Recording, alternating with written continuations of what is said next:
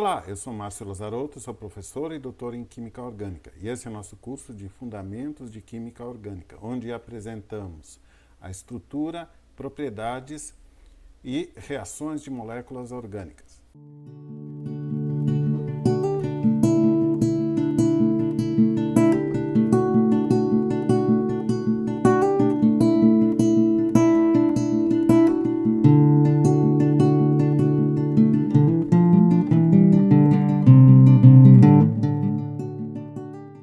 Para explicar a formação das 4 ligações do átomo de carbono, se utiliza a hibridização, que é um recurso dentro da teoria de ligação de valência.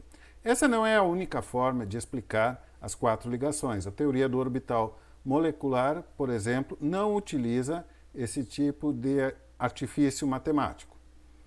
Na hibridização, se considera que existe uma soma dos orbitais atômicos 2s2 e 2p2 e se formam orbitais híbridos do tipo sp3 para explicar as 4 ligações simples do átomo de carbono. Vamos considerar que o carbono está inicialmente no estado fundamental, que os elétrons ocupam os orbitais 2s2, 2p2.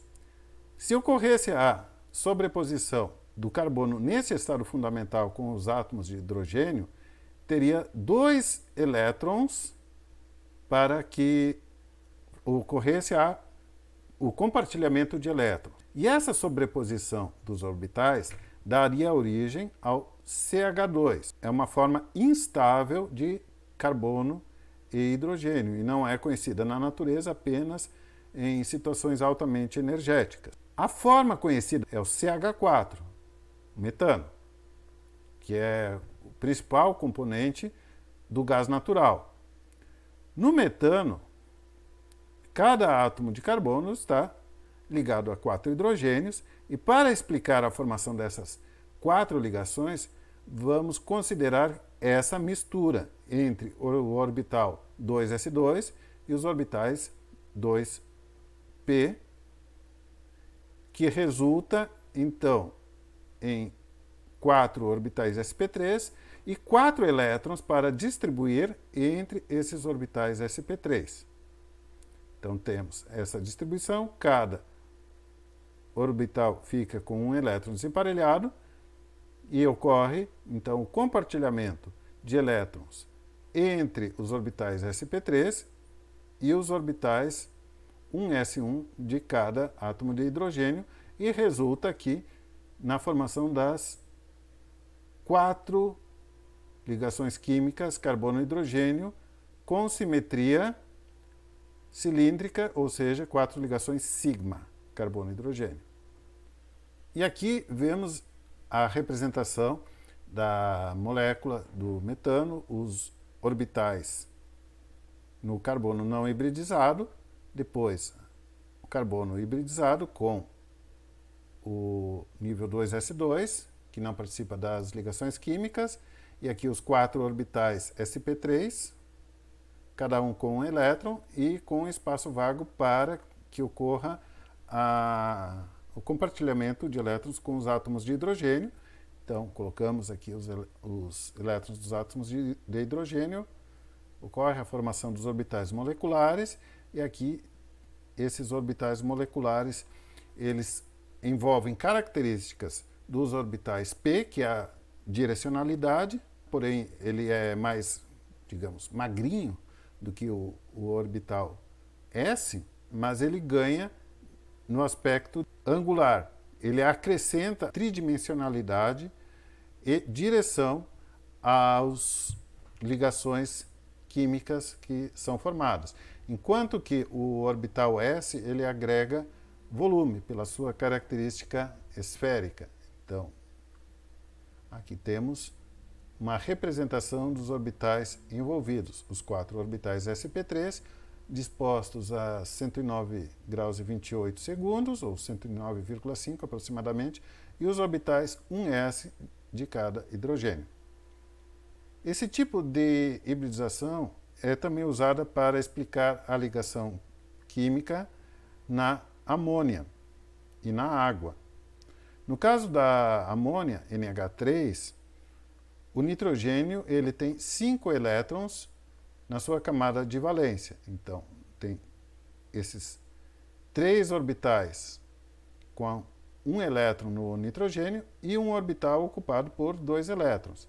Com isso, existe a possibilidade de compartilhamento de 3 elétrons com os átomos de hidrogênio e formam aqui as 3 ligações sigma NH. Então, uma representação da molécula de amônia coloca aqui o nitrogênio no centro, as ligações químicas NH e aqui este par isolado ocupando essa 4ª posição do tetraedro. A geometria da amônia é uma geometria pirâmide trigonal, em que esses 3 átomos de nitrogênio eles se situam na base de um triângulo equilátero e um pouco acima deste plano fica o átomo de nitrogênio. Enquanto a molécula de água apresenta o oxigênio com 6 elétrons na camada de valência. 1, 2, 3, 4, 5, 6.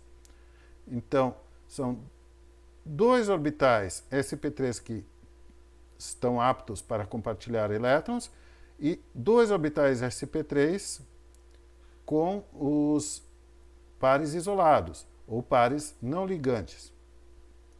E aí a representação da molécula de água, aqui um átomo de hidrogênio, outro átomo de hidrogênio, o átomo de oxigênio e os pares de elétrons não ligantes para os vértices deste tetraedro, que agora não é um tetraedro perfeito, porque conforme já vimos anteriormente, esses pares de elétrons, eles ocupam mais espaço angular do que as ligações OH, e este ângulo aqui é de 105 graus.